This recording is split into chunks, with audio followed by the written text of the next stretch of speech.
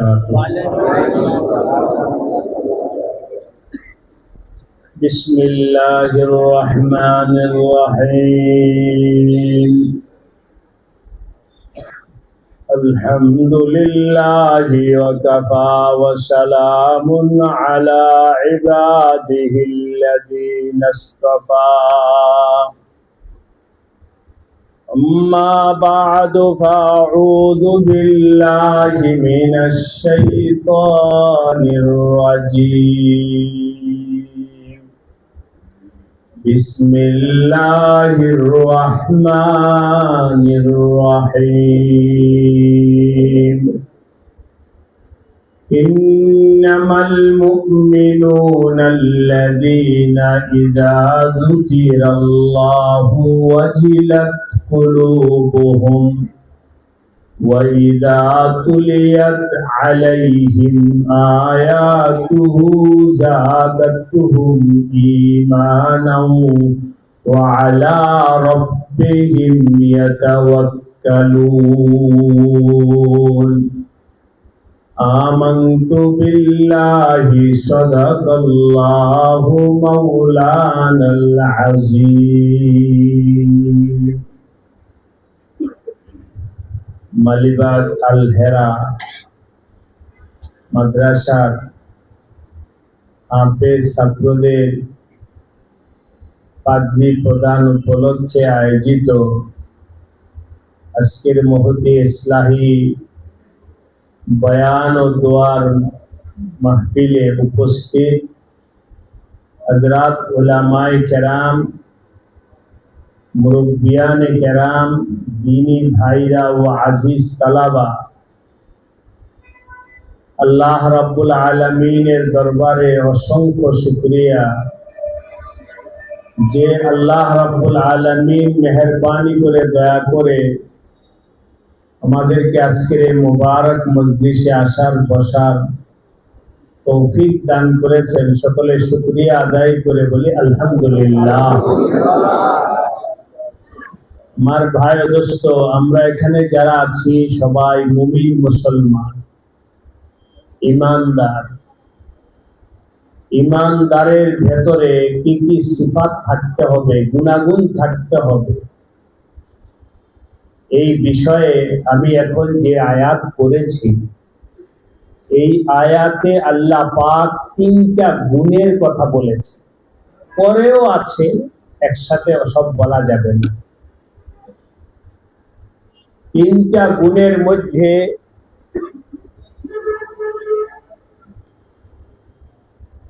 একটা গুণ হলো কালিমা বলার সামনে যখন আল্লাহর আলোচনা করা হবে, আল্লাহ পাক সম্পর্কে বলা হবে, আল্লাহর বরত্বের কথা বলা হবে, আল্লাহর প্রশংসা করা হবে, আল্লাহর জিকির করা হবে, আল্লাহর নামটা উচ্চারিত হবে। উচ্চারিত হওয়ার সাথে সাথেই যার ভেতরে ঈমান আছে তার কলবটা কেঁপে উঠবে। ইজা যুকিরাল্লাহ ওয়াজিলাত কুলুবুহুম, যখন আল্লাহর নাম উচ্চারিত হবে, ওয়াজিলাত কুলুবুহুম, ওই ঈমানদারের কলবটা কাঁপা উঠবে। দুই নাম্বার, ওয়াইদা তুলিয়াত আলাইহিম আয়াতুহু, আর মুমিনের সামনে যখন কোরআনের তেলাওয়াত করা হবে, জাদাতু,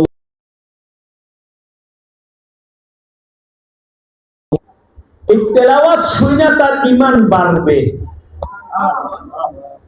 কোরআনে কারিমের তেলাওয়াত শুনে ঈমান বাড়বে, তেলাওয়াত শোনার পরে আরো শুনতে মনে চাবে। দুই তিন নাম্বার হলো ওয়ালা রাব্বিহিম ইয়াতাওয়াক্কালুন, আল্লাহ পাকের উপরে তার তাওয়াক্কুল বাড়তে থাকে। এই হলো মুমিনের আলামত। আমার আল্লাহ পাক বলেছেন,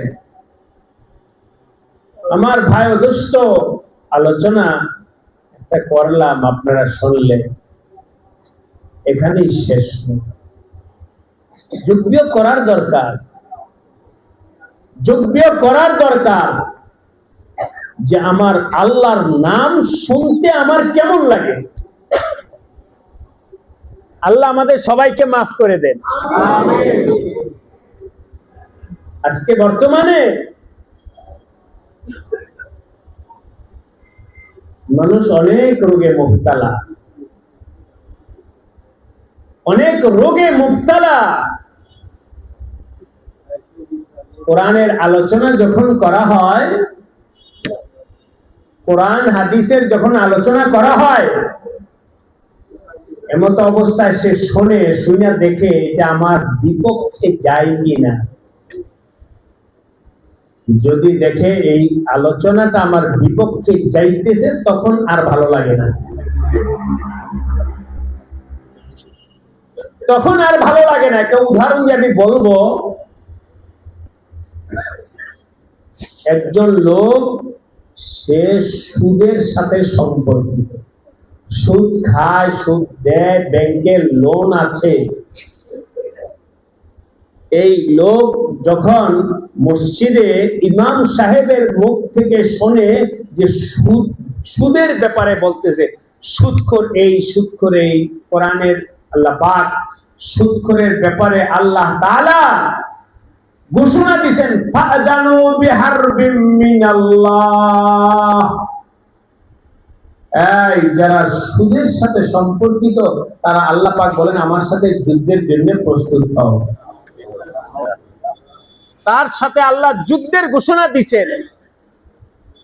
এখন বলেন, যিনি শুনতেছে তিনি নিজে কি করে? তার কাছে এই আয়াত, এই আলোচনা শুনতে ভালো ঠিক কিনা বলেন? শুধু ভালো লাগে না, এখানেই শেষ নয়। ফিস করে ইমাম সাহেবের বিরুদ্ধে সমালোচনা করতে পারে। শুধু সমালোচনা এটাই নয়, যদি প্রভাবশালী হয় তাহলে অন্য কোন ইস্যুতে ওই ইমামের চাকরিটা নট করার জন্য লেগে থাকে।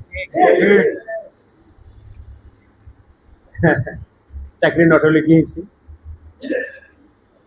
যে ইমাম সাহেব হক কথা বলার কারণে চাকরি এক জায়গায় যাবে, আল্লাহ পাক তার পিছনে 10টা চাকরি মিলিয়ে দিবে। তো এই যে ভালো লাগে না কেন? সে তো এই সুদের সাথে জড়িত। অথচ ইমাম সাহেব যে আলোচনা করতেছে, এটা কিসের থেকে বলতেছে? এখন বলেন, কোরআনের আলোচনা শুনতে তার ভালো লাগে? ভালো লাগে না। একজন মদ নেশার সাথে সম্পর্কিত ইমাম সাহেব যখন মদ নেশা নিয়ে কথা বলে, তখন তার ভালো লাগে না। আমি আর বাড়বো না, আরে একটা বলবো। দুইটা বললাম না? সুদের সাথে সম্পর্কিত ভালো লাগে না। বলেন, এই ভালো না লাগা এটা কি ইমানের আলামত? ভালো লাগাটা কি ইমানের? ইমাম সাহেব নেশার ব্যাপারে বললো, এটাও ভালো লাগে নাই। কাদের? যারা নেশার সাথে জড়িত, তাদের কাছে এটা ভালো লাগে না। একই কাজ করে ইমামের বিরুদ্ধে সমালোচনা করে। মাঝে মধ্যে আসে সমাজের মধ্যে কথার কথা, আমার যদি 100 জন মানুষ বয়ান শোনে, আমার 100 জন মানুষ কি আমাকে ভালো বলবে? এটা তো হইতেই পারে। লাকাদ কিলা ইন্নাল্লাহা কাদ ওয়ালাদ ওয়া ইন্নার রাসূলা কাদ কাহান ফামা নাজাল্লাহু ওয়া রাসূলুহু মিন লিসানিল ওয়ারা ফাকাইফা আনা। মানুষ আমার আল্লাহর বিরুদ্ধে বলছে কিনা বলেন? মানুষ নবীর বিরুদ্ধে বলছে। যেখানে আল্লাহ এবং নবী মানুষের বিরুদ্ধে জবান থেকে মুক্তি পায় নাই, সেখানে আমি আপনাকে আমার আপনার বিরুদ্ধেও বলা হবে। ঠিক কিনা বলেন? এগুলোর কোনো পরোয়া নাই। মাঝে মধ্যে আমার কাছে যখন আসে, হুজুর অমুকে আপনার বিরুদ্ধে বলে, আলহামদুলিল্লাহ। সব বলে, হুজুর এটা কেমন কথা হলো? আরে আমার নবীর বিরুদ্ধে বলছে, আমার বিরুদ্ধে বলছে, আলহামদুলিল্লাহ, খুশি হইলাম। যাকে সবাই ভালো বলে, সবাই, তার নীতি নৈতিকতায় ব্যবধান আছে, সমস্যা আছে, ঠিক কিনা বলেন? যার যে হক হবে তার বিরুদ্ধে কেউ না হলে শয়তান তো বিরুদ্ধে থাকবে। শয়তান বিরুদ্ধে থাকবে না? শয়তান তো অবশ্যই বিরুদ্ধে থাকবে। যে হক কথা বলে তার বিরুদ্ধে কে থাকে? শয়তান। সুতরাং বিরুদ্ধে থাকাটাও ভালো। 2, 3 নাম্বার আরেকটা সমাজের সমস্যার কথা আরেকটা বইলা, বাস আর লম্বা আলোচনা করবো না। আমি চাইছিলাম পাগড়ি দিয়ে মুনাজাত করে দিই, উপরে উঠা ক্লান্ত হয়ে গেছি। কয়তলা যাবে উঠছি? 5 তলা উঠা কতক্ষণ ওখানে বসে জিরাইছি। কারণ জুমার পর থেকে বয়ান শুরু হয়েছে, এই পর্যন্ত করতে আছে। এই জন্য মানুষ আর কতক্ষণ কথা বলতে পারে। জুমার পরে গেছি মগবাজার, ওখানে বয়ান করেছি জুমার আসরের আগেও আসরের পরে। ওখান থেকে বয়ান করে পরে বললাম যে আপনি শহীদি মসজিদ, এখান থেকে বয়ান করে গেলাম গুলশান, ওইখান থেকে বয়ান করে এখানে। এই জন্য ভাবছি এখানে দোয়া করে। কিন্তু একটা কথা মনে আসছে, বলবো আপনাদেরকে দেখে মনে হয়েছে, এই জন্য ওই কথাটা বুঝার জন্য, পরিবেশ বানানোর জন্য একটু কথা বলতেছি। ভালো লাগে না, ভালো লাগাইতে হবে। আল্লাহ আমাদের সবাইকে তৌফিক দান। 3 নাম্বার, বর্তমান সমাজে একটা সমস্যার খুব বেশি আওয়াজ আসতেছে, মাসনা। মাসনা বোঝেন আপনারা? দ্বিতীয় বিবাহ। বুঝেন নাই কথা? দ্বিতীয় বিবাহ। একজন আমাকে এসে বলল, হুজুর আমি মাসনা করতে চাই। আমি, মাসনা মানে? দ্বিতীয়। আচ্ছা, এত সুন্দর শব্দটা কইতে আনছো? ওই যে কোরআনে আছে, ফানকিহু মা তাবা লাকুম মিনান নিসাই মাসনা ওয়া সুলাসা ওয়া রুবাআ। সেখান থেকে শব্দ নিছে কি করতে চায়? মাসনা করতে। আমি কি একবার মার দিব? মুহাব্বতের কারণে বলছি, মার দিব। হুজুর কোরআনে আছে, আমি ইউটিউবে শুনলাম। কিন্তু কোরআনে অনেক কিছুই আছে, কিন্তু কোরআনটা বোঝার জন্য দিন লাগবে, ঠিক কিনা বলেন? কোরআনটা বুঝার জন্য কি লাগবে? আল্লাহ পাক বলছেন, ওয়াইন খিফতুম, বলেন আল্লাহ তা'দিলু ফাওয়াহিদা, তুমি 2 বিবাহ করার পরে যদি আশঙ্কা হয় যে 2 জনের মধ্যে ইনসাফ কায়েম করতে পারবা না, ফাওয়াহিদাতুন, আল্লাহ বলছেন তাহলে 1 বিবাহের উপরেই যথেষ্ট করো। তাহলে এবার আসেন আমার সাথে কথা বলেন, দ্বিতীয়, তৃতীয়, চতুর্থ বিবাহ করার অনুমতি আছে, শর্ত সহ না শর্ত ছাড়া? শর্তটা কি? শর্ত কি? আমি বলে দিই, আপনারা শুনেন। আল্লাহ আপনাদেরকে হেফাজত করেন, আমাদেরকে হেফাজত করেন। বাংলাদেশে পরিবেশে 99.5%, 100 বললাম না আর কি, 99.5% একাধিক বিবাহকারী স্বামী জালেম। কি বললাম? কে? 99.5% একাধিক বিবাহকারী স্বামী কি? না হুজুর আমি ইনসাফ করি। ইনসাফের অর্থ বুঝো? ইনসাফের অর্থ কি? অর্থ হলো একসাথে কাপড় কিনে, একই দামের কাপড় কিনে দিছি, কাপড়ের নামেই শুধু স্ত্রী। হাদিস খোলো, 3 দিন এই ঘরে থাকলে 3 দিন ওই ঘরেও থাকতে হবে। এক ঘরেই থাকে, অপর ঘরে যাই না মাসের পর মাস। এটার নাম ইনসাফ? শুধু হাট বাজার করার নামই কি স্বামী স্ত্রী? শুধু এখানেই শেষ নয় আমার ভাই ও দোস্ত। স্ত্রীকে বলে, এই কারো কাছে বলতে পারবে না, তোমার উপর যে আমি জুলুম করি কারো কাছে বলতে পারবা না। বললে ডাইরেক্ট মামলা খতম। বুঝেন না এই কথাটা? এখন ওই বেচারি মহিলা দেখে যে 4-5 জন বাচ্চা নিয়ে আমি যাবো কোথায়, মা বাবা তো কবরে চলে গেছে, বাবার বাড়িতেও জায়গা নাই, যাক কমপক্ষে যাই হোক এখানে তো একটা মাথা দোকানের জায়গা আছে, থাক। ওই রাত বেড়ে মহিলাটা কাঁদে আর কাঁদে কাঁদে, তার কান্না না দেখার মতো আছে। আরো কত বড় অমানবিক, একেবারে পাবন্দি দিয়ে দিছে, বলা কি নিষেধ। আপনি গিয়া যদি জিজ্ঞাসা করেন তবে কেমন আছো, আমরা ভালোই আছি। এই ভালো ভালো নয়। আমার আল্লাহ পাকের কাছে এখানে স্ত্রীকে ভয় দেখায়া মুখ বন্ধ করছো, আল্লাহ পাকের মুখ বন্ধ করবা কিভাবে বলো? নবীজি বলেন যে ব্যক্তির একাধিক স্ত্রী থাকবে ও কিয়ামতের দিন আসবে এরকম বাঁকা হয়ে, সবাই তার দিকে তাকায় হাসবে। কি হয়েছে বলে, দুনিয়াতে এক স্ত্রীর দিকে এভাবে ঝুঁকেছিল, ইনসাফ ছিল আমার নবীজির ঘরে। সুবহানাল্লাহ বলেন। নবীজির ঘরে কোনো শিকায়েত নাই, ইনসাফ ছিল নবীজির ঘরে।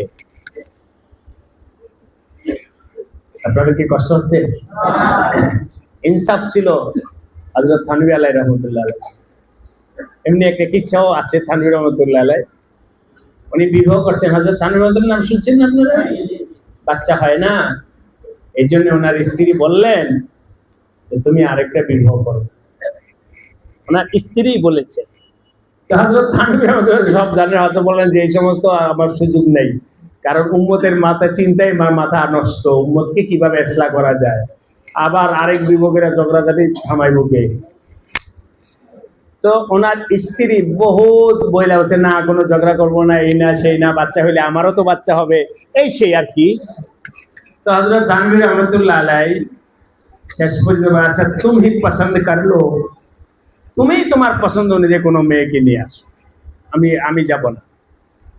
যাই হোক বিবাহ হয়েছে, তারপরে ওই সংসারেও বাচ্চা হয়নি হযরত থানভী। তো হযরত হাজী ইমদাদুল্লাহ মুহাজির মক্কি ওনার শায়েখ ছিলেন, বললেন যে হযরত আমার প্রথম বিবির ঘরে বাচ্চা হয় নাই, পরে আরেকটা বিবাহ করলাম, ওইগুলো বাচ্চা হয় নাই, क्या वजह है, क्या वजह? हजरत हाजी साहब तो साहिब कष्ट ছিলেন, पूरा अल्लाह वाला हर मजबूत के आशी दिया बोलेन, सुनो औलाद दो किस्म पर होता है, সন্তান দুই ধরনের, একটা হলো ঔরসজাত সন্তান, আরেকটা হলো রূহানি সন্তান। সুবহানাল্লাহ বলেন। তোমাকে আল্লাহ, তোমার ব্যাপারে আল্লাহ ফয়সালা করছেন, হাজার হাজার রূহানি সন্তান আল্লাহ তোমাকে দিবেন। ঔরসজাত সন্তান তোমার হবে না।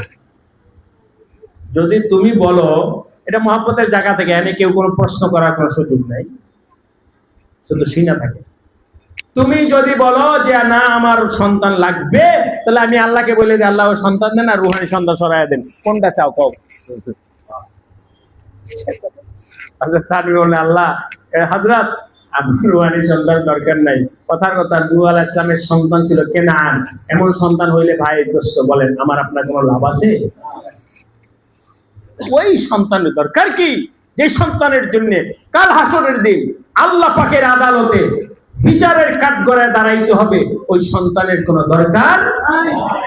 রূহানি সন্তান, ইযা মাতাল ইনসানু ইনকাতা আনহু আমালুহু ইল্লা মিন সালাসিন আও ইলমিন ইউনতাফাউ বিহি।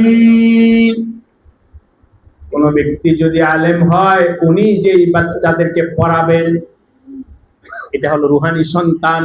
এই রূহানি সন্তান যাদের হবে, সে মারা যাওয়া সত্ত্বেও তার কবরের মধ্যে সাদকায়ে জারিয়া হিসেবে উপস্থিত থাকে। হযরত থানভী বললেন দরকার নেই, আমার রূহানি সন্তানই থাকুক, ওই সন্তান দরকার নেই। যাই হোক, বুঝলেন যে একাধিক স্ত্রী ছিল কিন্তু কি নাই, ওইটা অন্য বিষয়। কিন্তু ইনসাফ শুনে, ইনসাফের জন্যই বলতেছিলাম, ইনসাফ শুনে সবকিছু মাইপা ওই যে রাত্রি যাপন সব সহ সব কাটায় কাটায়। একদিন ওনার এক মুড়ি ওনার জন্য হাদিয়া আনছেন, তরমুজ। হাদিয়া আনার পরে বললেন, ভাই ছুরি নিয়ে আসো। সামনে পেশ করছেন, 2টা তরমুজ আনছেন, ছুরি নিয়ে আসো। তো মুরিদ দেখে বলছে, হুজুর তো তরমুজ কাটবে, মাঝখানে কাটবে। বলছে, হযরত কাটার দরকার কি, 2টা তরমুজ, আপনার 2 সংসারের জন্য আমি 2টা তরমুজ আনছি। আর আমি জানি যেহেতু আপনি ইনসাফ করেন, এই জন্য পাল্লা দিয়া মাইপা আনছি। সুবহানাল্লাহ বলেন।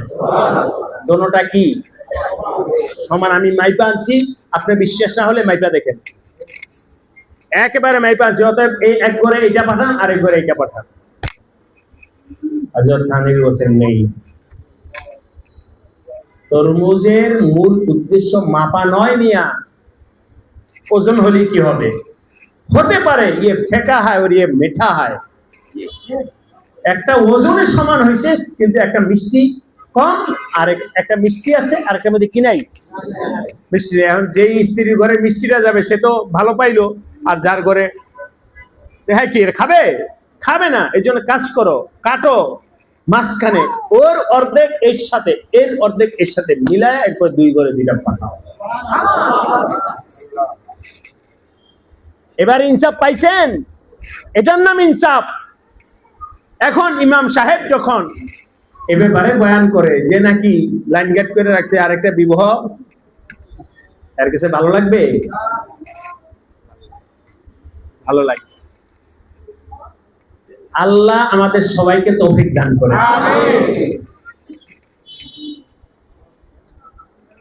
ভাইরা সবাই মাইনা চলেন, আলেমদের কথা মাইনা চলেন, আল্লাহ সবাইকে কবুল করেন। সাবধান, কখনোই আল্লাহ পাক আমাদের ঘরে আল্লাহর যে বান্দিকে পাঠাইছেন তার সাথেই তুমি তোমার জিন্দেগি কাটাও। কোন পর নারীর সাথে যেন কোনো ধরনের ফোনেও আলোচনা না করে। সব রেকর্ড হচ্ছে। ওই তোমার ঘরে যে আছে তাকে জান্নাতের হুর গেলমান মনে করো। আলোচনা বাড়াইলাম না। নবীকে জিজ্ঞাসা, ইয়া রাসূলুল্লাহ, জান্নাতের হুর গেলমানদের দাম বেশি না আমাদের ঘরের স্ত্রীদের দাম বেশি? নবী হাসান বলেন, তোমার ঘরে নেককার স্ত্রী যদি হয় তাহলে নেককার স্ত্রীর দামই বেশি। স্ত্রী যদি কি হয়, নেককার হয়, তো জান্নাতের হুর গেলমান থেকে তোমার নেককার স্ত্রীদের দাম বেশি। যাই হোক, সব আলোচনা শেষ। এবার আপনাদের ভাই ও দোস্ত, আল্লাহর কোরআনে যা বলা আছে ওইটাকেই মহব্বত করার জন্য চেষ্টা করব। চাই সেটা আমার পক্ষে যাক অথবা বিপক্ষে যাক, কারণ এটা কার কালাম? কার কালাম? এখন করতে হবে কি, আমার আল্লাহর কালাম শুনো, মহব্বত পয়দা করো, মহব্বত পয়দা করো, আর নিজের সমস্যার সমাধান করো। তওবা করে সুদ থেকে বের হয়ে আসো, তওবা করে নেশা থেকে বের হয়ে আসো, তওবা করে পর নারীর সাথে যোগাযোগ বন্ধ করে দাও, তওবা করে নিজের জীবনটাকে ঠিক করো। মনে করো আমি ভুলেছিলাম, কোরআন আমাকে ভুল ধরায়া দিছে, অতএব কোরআনকেই মানলাম, নিজের খায়সাতকে বর্জন করলাম। তুমি কোরআনের উপরে চলতে থাকো, চলতে থাকো, কোরআনকে মহব্বত করতে থাকো, মহব্বত করতে থাকো। আল্লাহ আমাদের সবাইকে কোরআন মহব্বত করার তৌফিক দান। কোরআন কার কিতাব? কোরআনকে মহব্বত করা মানে হলো আমার আল্লাহকে মহব্বত করা। আল্লাহকে মহব্বত করো, কোরআনকে মহব্বত করো। আল্লাহ এই মজলিসের সবাইকে মহব্বত করার তৌফিক দান। কতটুকু মহব্বত করব এ ব্যাপারে হযরত থানভী রহমাতুল্লাহ একটা শের, একটা কবিতা আছে। এটা যদিও অন্য বিষয়ে, কিন্তু তারপরে আমি আপনাদেরকে সহজভাবে কথাটা বোঝানোর জন্য চেষ্টা করব। এই তলায় উঠতে অনেকগুলো সিঁড়ি আছে, আছে না? সিঁড়ি বায়া আপনারা উঠছেন, গণলে গোনা যাবে, ইচ্ছা করলে গোনা যাবে। ওই আমি এমনি মজা করে বলি, ইসে থেকে মাউনা ব্রিজ আছে, ময়মনসিংহ মাউনা ব্রিজ আছে না, মাউনা ব্রিজ থেকে নিয়ে এই কি জানি বলে গাজীপুর চৌরাস্তা পর্যন্ত আসার সময় 14টা স্পিরিট ব্রেকার আছে। কয়টা? 14টা। কেন আমি ওই 2 দিন পর পর আসি তো ময়মনসিংহ থেকে মাহফিলগঞ্জ আসতে ধাক্কা গাই তো গণবো কয়টা। এখন অবশ্য কাজ যেহেতু কাটাকাটি চলতেছে, এখন একটু কম পাবেন। আবার কেউ আমার সাথে চ্যালেঞ্জ লাগায়েন না, এখন একটু কম হতে পারে যেহেতু কাটাকাটি চলছে। গণা যায়, গণা যায়, সিঁড়িগুলো গণা যাবে। 100 তলার উপরে উঠলো সিঁড়ি গণা যাবে কিনা? যাবে। আস্তে আস্তে উঠলো। আমি একবার মালয়েশিয়া টুইন টাওয়ারে উঠছিলাম 88 তলার উপরে। যাই হোক, গণা যাবে। আমার আল্লাহকে মোহাব্বত আস্তে বাড়াও। 1 ধাপ, 2 ধাপ, 3 ধাপ, 4 ধাপ, 5 ধাপ গনতে গনতে গনতে গনতে 12 বাড়াইতে থাকো, বাড়াইতে থাকো, বাড়াইতে থাকো। বাড়াইতে বাড়াইতে তোমার সংখ্যা শেষ হবে, কিন্তু আমার আল্লাহ পর্যন্ত পৌঁছা শেষ হবে না।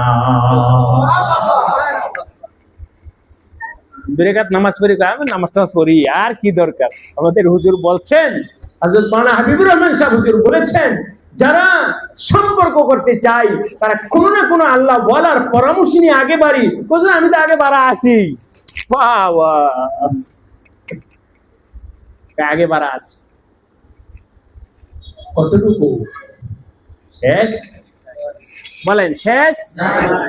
এবার শোনেন, শুধু বুঝানোর জন্য বলছি। হযরত থানভী রহমাতুল্লাহ আলাইহি, हो फना जात में के तू ना रहे,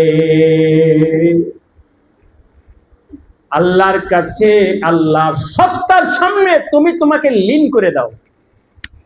ও ফানা জাত মে, তুমি তোমাকে লীন করে দাও জাত মে, আল্লাহর সত্তার মধ্যে।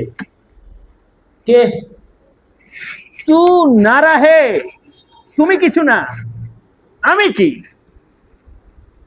ও ফানা জাত মে কে তু না রহে, তেরি হস্তি কা না রঙ্গ বু রহে, তোমার অস্তিত্বের কোন গন্ধ গ্রাণও যেন না থাকে, এমন ভাবে তুমি মিটায়া দাও নিজেকে। আল্লাহ আমাদেরকে তৌফিক দান করেন, আমিন। নাওয়াইতু, আমি নিয়ত করলাম নামাজ পড়ার। কার জন্য? নাওয়াইতুয়ান লিল্লাহি, নাওয়াইতুয়ান লিল্লাহি, আমি নিয়ত করলাম। কার জন্য? আল্লাহর জন্য নামাজ পড়তেছি, আল্লাহর জন্য রোজা রাখতেছি, আল্লাহর জন্য করছি, আমি আল্লাহর জন্য করতেছি। এইটাই তো ইখলাস। কিন্তু হযরত ইমাম গাজালি রহমাতুল্লাহ আলাইহি বলেছেন, উনি যেমন ওনার কথাটা ওইভাবেই উপরে, হ্যাঁ আমি কে? আমি করতেছি, তুমি কে? আমি নাই, আমি নাই, নাওয়াই তো কিসের? নিজেকে মিটা দাও। ফানা হো জাত মে কে তু না রহে, আমি ডাকতেছি আল্লাহকে, আমি করতেছি, আমি বাদ আমার কোন অস্তিত্ব নাই, আমি কিচ্ছুই না। ফানা হো জাত মে কে তু না রহে, তুমি আমার আল্লাহর মোহাব্বতের মধ্যে এমন ভাবে লীন হয়ে যাও, তুমি তুমি নাই। আল্লাহ আমাদের সবাইকে মাফ করে। নজর সরাও নিজের থেকে, নজর দাও আল্লাহ পাকের।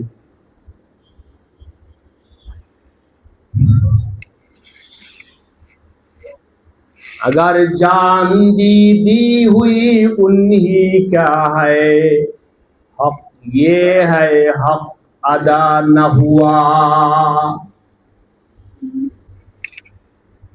তোমরা যদি আল্লাহকে পাওয়ার জন্য নিজের জীবন দিয়ে দাও, তাও আল্লাহর হক আদায় হবে না। কেন? কারণ আমি আমার জীবন দিলাম। আমার জীবনটা কে দিছেন? আল্লাহ। প্রধান কথা, আপনি আমাকে মোবাইলটা দিলেন, আমি আবার দিলাম, ফখরের কি আছে, বাহাদুরের? আমি যেটা দিছি ওইটাই দিছি, ঠিক কিনা? মজা করে একটা কথা বলি আপনাদের।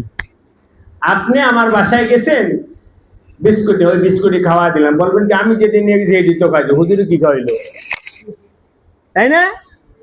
দাম আছে এটার? দাম নেই, উনি কিছু খাওয়ায় না, আমি যেটা নিয়ে গেছি ওইটাই খাওয়াই দিছে। বিয়াই বাড়িতে এটা নিয়ে আবার আলোচনা হয় সামাজিক ভাবে। বিয়াই বাড়িতে আমি যেটা নিয়ে গেছি ওইটাই আমারে খাওয়াই দিছে, এর বাড়িতে তো কিছু খাওয়াই নাই। এবার বলেন, আপনি জান দিছেন আমার আল্লাহকে, কার দেওয়া জান? আল্লাহ। আপনি কি দিছেন? কিছুই দেন দোস্ত, আপনি কিছুই দেন নাই। হক দিয়ে হায় হক আদা নেই হুয়া। আমার আল্লাহর জন্য যদি তুমি তোমার জীবনটা পর্যন্ত দিয়ে দাও, তারপরও বলতে হবে আমার আল্লাহর হক আদায় হয় নাই। কারণ দি হুই উনহি কা হ্যায়, কারণ জীবনটা তো তারই দেওয়া। আল্লাহ আমাদের সবাইকে মাফ করে, মহব্বত দান করে, নিজেকে চেনার তৌফিক দেন, আল্লাহকে চেনার তৌফিক দেন, আল্লাহকে মানার তৌফিক দেন, আল্লাহকে মহব্বত করার তৌফিক দেন। এই মাদ্রাসাকে আল্লাহ কবুল করেন, ছাত্রদেরকে, ওস্তাদদেরকে, মুতাল্লিকিন, মুহিব্বিন, শুভাকাঙ্ক্ষী সবাইকে আল্লাহ কবুল করেন। আল্লাহুম্মা সাল্লি ওয়া সাল্লিম ওয়া বারিক আলা সাইয়্যিদিনা ওয়া মাওলানা মুহাম্মদ ওয়া আলা আলিহি ওয়া সাহবিহি আজমাইন। ইয়া রাব্বাদ দুআফা, ইয়া রাব্বাদ দুআফা, ইয়া রাব্বাদ দুআফা, ইয়া রাহিমাল মাসাকিন,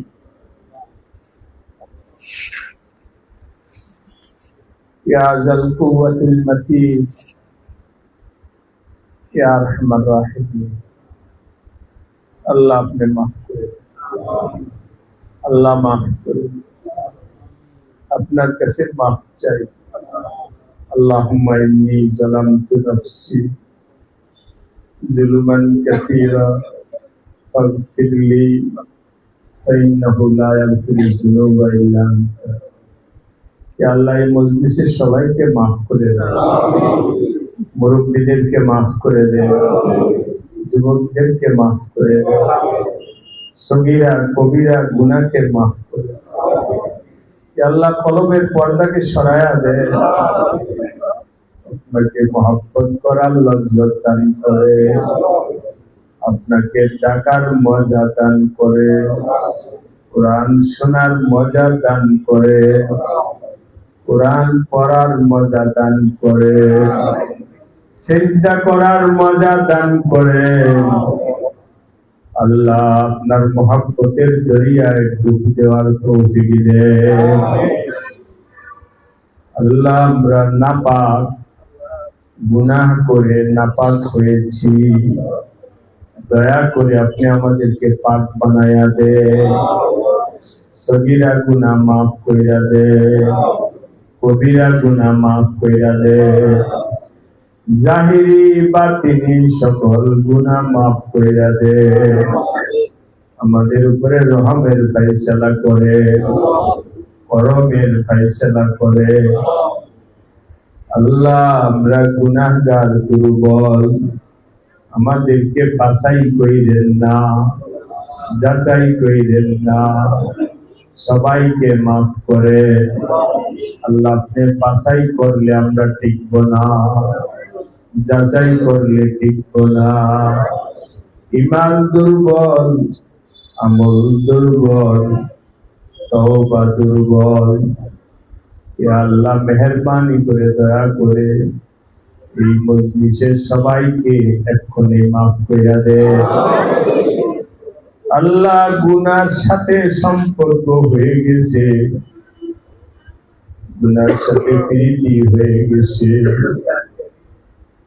গুনাহে অভ্যস্ত আমরা, মাফ করায় অভ্যস্ত আপনি। আল্লাহুম্মা ইন্না আওয়াদনা আলাল মাসিয়াতি। কুকুর যেমন গোশতের দোকানে পয়সা থাকে, দোকানদার লাঠি দিয়ে কুকুরটাকে তাড়ায়া দিয়েছে, কুকুরটা আবার ফিরে আসে। আল্লাহ, গুনাহের সাথে আমাদের এমন অনুভূত হয়ে গেছে, বারবার তওবা করি আবার গুনাহ করি। আল্লাহ, আমাদের সাথে আমাদের মতো মুআমালা কইরেন না। আল্লাহ, আপনি তো মাগফিরাতকে পছন্দ করেন, মাগফিরাত আপনার অভ্যাস। আল্লাহুম্মা আমিলনা বিমা আনতা আহলুহু ওয়া লা তুআমিলনা বিমা নাহনু আহলুহু। আল্লাহুম্মা আনতা সাহিবুল জুদি ওয়াল কারামি ওয়াল ফাদলি ওয়াল ইহসান। দয়া করে মেহেরবানি করে মজলিসের সবাইকে এক্ষণে মাফ কইরা দেন। এই মজলিস থেকে ওঠার আগেই মাফ কইরা দেন। আল্লাহ, আপনি মাফ করতে সময়ের দরকার হয় না। আপনার মাগফিরাতের দরজা কখনো বন্ধ হয় না। এমন নয় আজকে তৌফিক বন্ধ হয়ে গেছে, আগামীকাল আইসো।